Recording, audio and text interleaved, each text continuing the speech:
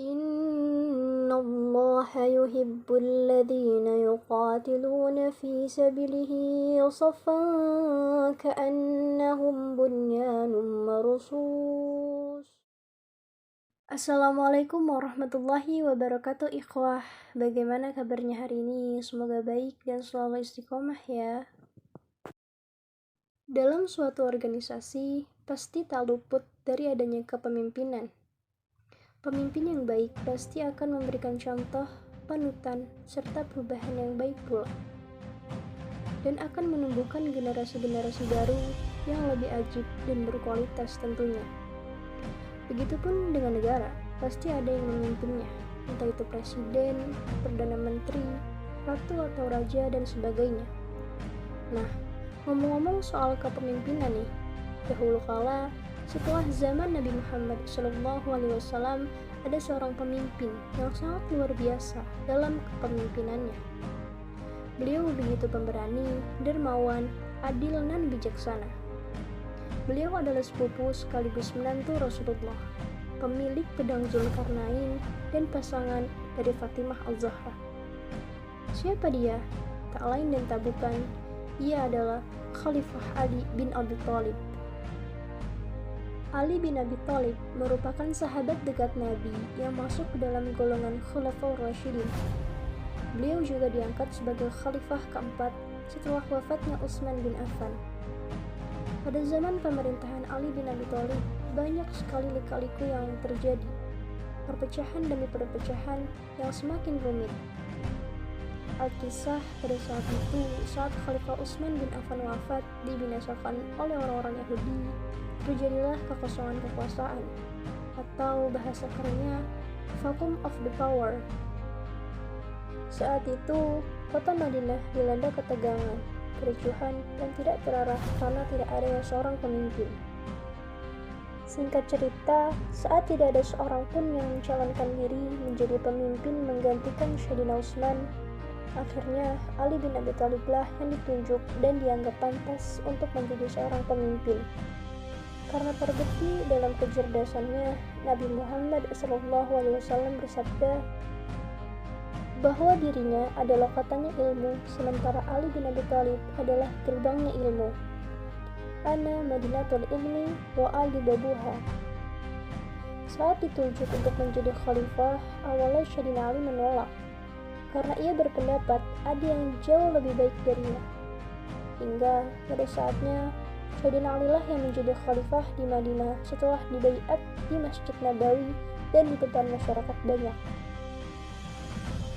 Situasi pemerintahan Khalifah Ali dihadapkan dengan hal yang rumit.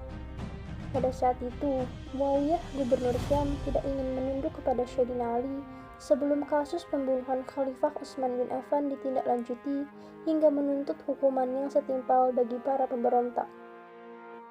Nah, karena keadaan Madinah yang makin tidak kondusif, akhirnya Ali memindahkan ibu kota ke Kufah. Saat Khalifah Ali memberikan keputusan kepada si pemberontak, ternyata banyak sahabat yang tidak setuju dengan pendapat Ali. Di antaranya Zubair bin Awam, Thalhah bin Ubaidillah, dan Ummu Aisyah radhiyallahu anha. Pada dasarnya, perbedaan pendapat yang terjadi berdasarkan pada istijhad Khalifah Ali dengan para sahabat masing-masing. Menurut pendapat Ali, tidak mungkin secara hukum untuk menghukum para pemberontak. Beliau menambahkan, lebih baik saling memaafkan untuk menyatukan kaum muslimin. Namun, berbeda pandangan dengan kubu Ummu Aisyah, Zubair, dan Thalhah, bahwa tidak mungkin diadakan perdamaian sebelum para pemberontak ditindak tegas. Singkat cerita, pada tahun 656 Masehi, pihak Khalifah Ali dan pihak Ummu Aisyah bertemu di dekat Basrah. Mereka akhirnya melakukan perundingan dan perdamaian. Setelah mereka sepakat untuk berdamai, ternyata banyak golongan ekstremis yang tidak patuh kepada pemimpinnya. Mereka berniat untuk saling menyerbu.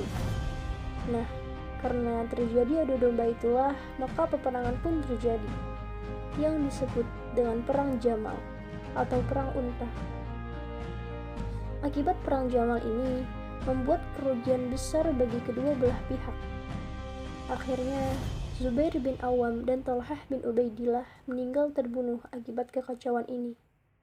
Sementara Khalifah Ali dan Ummu Aisyah berhasil menyelamatkan diri. Tapi, sangat begitu disayangkan, akibat pertempuran ini mengakibatkan banyak wafatnya kaum muslimin yang sekaligus menjadi perang pertama antar kaum muslimin dalam sejarah Islam. Di sisi lain, ada gubernur Syam yaitu Muawiyah yang tidak patuh kepada kekhalifahan Ali. Sebelum Ali menindaklanjuti para pembunuh Utsman bin Affan. Nah, ikhwafillah, di kondisi inilah saat-saat yang begitu menegangkan karena ketidakefektifan pemerintahan Ali. Namun, Ali tak menyerah dan masih pada komitmennya, yaitu untuk tidak menghukum para pemberontak. Karena perselisihan yang semakin menjadi-jadi, akhirnya pada tahun 37 Hijriah atau 658 Masehi, terjadilah perang sifil, perang antara Muawiyah dengan Sayyidina Ali. Perang terjadi begitu dahsyat, dimulai dari tanding 1 lawan 1 hingga penyerbuan. Sebelum peperangan dimenangkan oleh pihak Ali karena kekuatan dan banyaknya pasukan, muncullah Amr bin Ash sebagai penengah pertempuran pada saat itu. Karena tidak mau pertumpahan darah semakin banyak, akhirnya dibuatlah suatu perjanjian, arbitrase. Khalifah Ali dan Muawiyah bertemu di antara Irak dan Syam, dan timbullah kesepakatan antara Sayyidina Ali dan Muawiyah. Akan tetapi, saat perjanjian arbitrase itu diumumkan kepada kedua belah pihak, yang isinya untuk menurunkan Sayyidina Ali dan Muawiyah dari kekuasaan dan memilih ulang pemimpin baru, pihak Ali tidak setuju dengan persyaratan tersebut. Mereka berpendapat ada kesalahan dalam hasil arbitrase tersebut. Namun, ada pula pihak pendukung Ali yang justru malah menentang Sayyidina Ali karena beliau bersedia memberikan aset kekuasaannya kepada penengah melalui arbitrase ini. Nah, dari sinilah timbul sekelompok orang-orang yang telah keluar meninggalkan barisan Ali, yang disebut Khawarij. Para pemberontak atau Khawarij ini merupakan kelompok pertama yang telah melepaskan diri dari konsep ketauhidan dan menjadi ancaman baru umat Islam. Pada tahun 658 Masehi, akhirnya Khalifah Ali memerangi kelompok Khawarij. Akan tetapi, masih banyak anggota-anggota Khawarij lainnya yang menyebar di pelosok dan secara sembunyi-sembunyi. Bahkan, mereka berencana untuk membunuh Khalifah Ali dan Muawiyah. Percobaan pembunuhan itu pun terjadi pada tahun 661 Masehi di bulan Ramadan. Akan tetapi, mereka gagal membunuh Muawiyah karena penjagaannya yang begitu ketat. Sedangkan, karena sifat kesederhanaan yang dimiliki Amirul Mukminin, beliau tidak punya pengawalan dan mengikuti jejak langkah khalifah-khalifah terdahulu. Alhasil, saat menjadi imam sholat subuh di Masjid Agung Kufah, kaum Khawarij yang bernama Abdurrahman bin Muljam berhasil melukai dan membunuh Khalifah Ali. Sebab Abdurrahman membunuh Sayyidina Ali karena ia menganggap Sayyidina Ali itu kafir. Salah satunya, beliau dalam menjalankan pemerintahannya tidak menggunakan hukum Islam, tapi musyawarah. Wallahu alam. Setelah wafatnya Sayyidina Ali, khalifah selanjutnya dipegang oleh putra Ali, yaitu Hasan bin Ali. Namun, masa pemerintahan Hasan pun tak lama, hanya berkisar 6 bulan saja. Karena keadaan yang tidak menentu dan banyaknya perselisihan antara kaum muslimin. Akhirnya, Khalifah Hasan bin Ali memberikan jabatan kekuasaannya kepada Muawiyah bin Abu Sufyan dengan lapang dada. Alhasil, pada saat itu pun terjadi tahun persatuan atau Amul Jamaah dan berakhirlah peperangan antara kaum muslimin. Nah, itulah ikhwafillah kisah perjuangan Khalifah Ali bin Abi Thalib pada masa pemerintahannya yang Ane ambil dari berbagai sumber. Khalifah Ali bin Abi Thalib juga dikenal dengan sikap keadilannya. Pada saat itu, saat Sayyidina Ali berada di Siffin, ia melihat baju besi perang yang sangat begitu mirip dengan miliknya.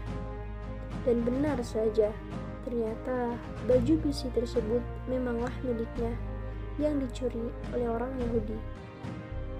Namun, Sayyidina Ali mengajak untuk menghadap hakim dan memutuskan kepemilikan baju besi tersebut. Di depan hakim, orang Yahudi ini tidak mau mengakui perbuatannya. Alhasil, dengan bukti yang sedikit, akhirnya hakim memutuskan bahwa baju besi ini memanglah punya orang Yahudi.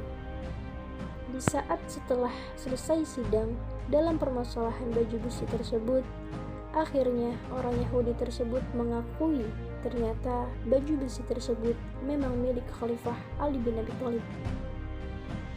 Dan akhirnya baju besi tersebut dihibahkan dan orang Yahudi itu seketika langsung bersyahadat dan masuk Islam. Masya Allah, begitu tauladannya sifat Khalifah Ali bin Abi Thalib. Selain dikenal dengan zahid, menjauhi segala kesenangan dan kemewahan duniawi, dia adalah orang yang wara', orang yang menjauhi segala macam dosa dan syubhat. Allahu Akbar. Begitu mulianya engkau Sayyidina Ali. Semoga apa yang Anda sampaikan pada podcast kali ini bisa memberikan hikmah yang besar, dan Anda mohon maaf bila ada salah kata atau penafsiran kisah. Kesalahan dari Ane dan kebenaran hanyalah milik Allah Subhanahu wa Ta'ala. Wabillahi taufiq wal hidayah. Wassalamualaikum warahmatullahi wabarakatuh.